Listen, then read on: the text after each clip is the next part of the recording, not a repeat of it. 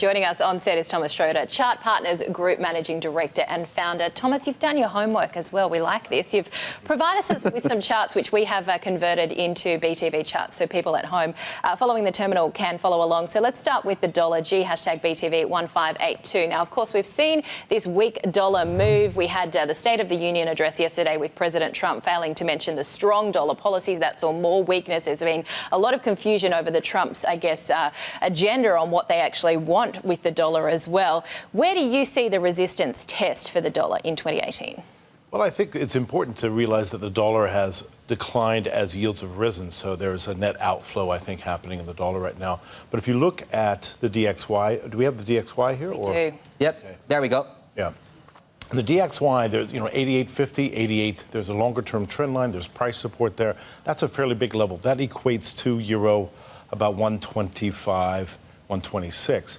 So there's a big risk correlation between oil, equities, the dollar.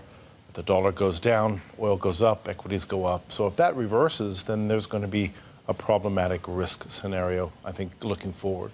And is that going to be mainly a function of, I mean, obviously we're looking at DXY, so the basket is obviously skewed towards the euro. Yes. We have a euro chart, which you obviously also sent over to us. We've recreated that. Guys, G hashtag BTV 1591.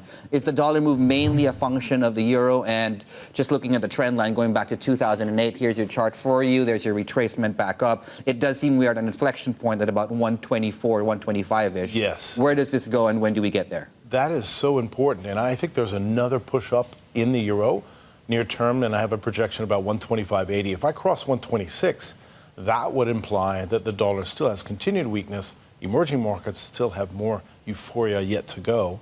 If we back off of that, typically you need a backfill, a test and a backfill before you see some sort of significant... What does that mean? A backfill, it just comes off the resistance level and then retries it again. It's already done it once. It'll do it a few more times. And if it can't, break through that resistance level, then you'll have a bigger decline. And that would, if you fail at 125, I have a target about 113 on the euro. So that's a pretty big reversal.